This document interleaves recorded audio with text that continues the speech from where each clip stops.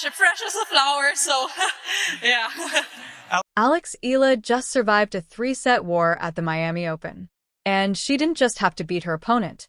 She had to beat the veteran gamesmanship, the stalling, and the sheer audacity of someone trying to dismantle her mentally before the match was even over. If you thought this was just another round of 64 match, you missed the most intense drama of the tournament so far. Because what unfolded on that court between Eala and Laura Siegemund wasn't simply tennis. It was a psychological battle. And Eala just proved, in front of the whole world, that she has ice in her veins. There was a moment, you'll know it when we get to it, where Eala had seen enough. She walked up to the umpire, calm and composed, and said exactly what needed to be said. No theatrics. No meltdown. Just a 20-year-old athlete refusing to be manipulated, standing her ground with the quiet authority of someone who has been through far too much to be rattled by mind games. That moment alone tells you everything about where her game, and more importantly, her mind, is headed. Now, let's get into exactly what happened on that court. They are allowed to let people in, yes. Even in between the games, yes. It's been like this since a long time. This match was a genuine roller coaster. 6-7, 6-3, 6-3. Over 3 hours of intense, physical tennis in the Miami heat. And look, we knew coming in that this one was never going to be straightforward. Laura Siegemund is not your typical opponent. She is 38 years old. She is a veteran. She has every slice, every drop shot, and every psychological trick in the book. Currently ranked outside the top 100, yes, but don't let that number fool you. She is a former top 30 player who knows exactly how to make life miserable for younger, higher-ranked opponents. And for that first set, it worked. Eala was playing well, hitting the ball cleanly, moving purposefully, but Siegemund was doing what veterans do. Lingering. Slowing everything down. Changing the rhythm at every opportunity. It went to a tiebreak, and Eala had her chances, but Siegemund snatched it 8-6. At that moment, sitting there watching, the question crept in, is the pressure of defending those 390 points starting to get to her? Because every match here is high stakes. Losing that first set felt like a gut punch. But this is where the real Eala showed up. The moment everyone is talking about the second set begins, and she is immediately dialed in. She earns the early break, gets up 2-1, and is mid-service motion, ball already in the air, when Siegemund simply turns around and walks back toward the fence. Stops the point before it even begins. If you follow tennis, you know Siegemund's history with the shot clock. She has been warned about time violations throughout her career. But interrupting a player mid-service motion? That is a different level of gamesmanship entirely. Eala caught the ball, stood still for a moment, and the expression on her face said everything without saying a word.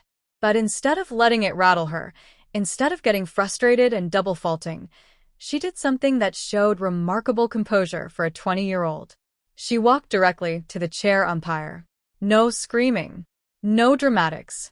Just calm, measured, precise words. Can you watch her time? Because many times she is delaying. When the umpire responded that Siegemund still had 6 seconds remaining, Eala didn't retreat. She stood her ground. I was about to serve, and she turned around. That is sharp. That is a 20-year-old telling the world she will not be intimidated. The umpire acknowledged it. He would watch, but also reminded Eala to monitor her own clock. A classic I see both of you moment. But the message had been sent clearly. Eala was not going to let Siegemund dictate the tempo of her service games. And then she went out and won the set 6-3. Didn't just take it, dominated it. As if to say, your tricks aren't working here. The third set, when a veteran like Siegemund loses her psychological edge, she either fades or doubles down. She doubled down. She broke back early to level at 1-1, and the tension on court was palpable. The crowd was fully invested by this point. Long, grinding rallies. Siegemund deploying slices that barely rose off the court, forcing Eala to get low, stay patient, and resist the urge to go for too much too soon. At 2-1, Eala broke again. From there, she never looked back. 6-3 in the third. Match over. Round of 32 secured. The technical story, if you want to understand how much Eala's game has grown, watch the third set closely. Siegemund was baiting her constantly, soft, low slices designed to invite an aggressive error. A year ago, Eala might have taken the bait, swinging hard at a short ball and finding the net. In this match, she was patient. She used her own variety. She worked Siegemund side to side, moved her around the court, and only pulled the trigger when the opening was undeniable. That is high-level tennis thinking. She is no longer just hitting the ball. She is solving the puzzle in real time. The physical performance was equally impressive. 3 hours in the Miami humidity, against a player specifically designed to make rallies as long and uncomfortable as possible, and Eala looked fresher at the end than she did at the start. It is no coincidence that she sits inside the top 25 of the 2026 race. She is simply outworking the field. The numbers back it up. 72% first serves in, elite level for any player in the draw. Just 28 unforced errors across 3 hours against someone who changes pace and spins constantly. And a breakpoint conversion rate of 5 from 9, clinical when it mattered most. What comes next? By winning this match, Eala has officially set up the one matchup every tennis fan has been waiting for since last year. The rematch. Eala versus Swiatek. Round of 32. 12 months ago, on this exact court, Eala shocked the world by dismantling Swiatek in the quarterfinals. It was the win that turned a wild card into a phenomenon. It is the reason there are Philippine flags in every stadium she enters. And now they meet again. Swiatek is the world number 3, the second seed, and you can be certain she has spent time between then and now preparing specifically for this rematch. She already claimed a measure of revenge in Madrid, but doing it in Miami, at the scene of her most famous recent defeat? This is personal. And Eala? She knows exactly what this moment means.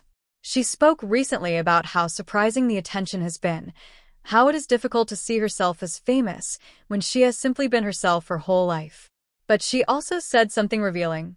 Once she got past that, she began to genuinely enjoy it because the atmosphere of a full stadium is something entirely different. She is not running from the spotlight anymore. She is feeding off it. She is grounded enough to walk around Quezon City normally, and self-aware enough to understand that people asking for photos at restaurants she has visited since childhood represents something real and significant. She is ready for big stages. And there is no bigger stage right now than facing Swiatek in a tournament where she is defending a semi-final run. The bigger picture Eala is no longer simply a Filipino phenomenon. She is a proven veteran slayer, a controversy handler, a player who can lose a heartbreaking first set, absorb every psychological trick a seasoned professional has to offer, and still find a way to win because her mental game is elite. If she defeats Swiatek, her ranking does not just recover, it surges. The points drop from last year's run will have been nothing more than a 48-hour blip. She could be back inside the top 30 before this tournament is even halfway through. What this win showed, above everything else, is that the maturity is real. The growth is real. The belief is real. 3 sets. 3 hours. Miami Heat. Veteran gamesmanship. She handled all of it. Now, the rematch awaits.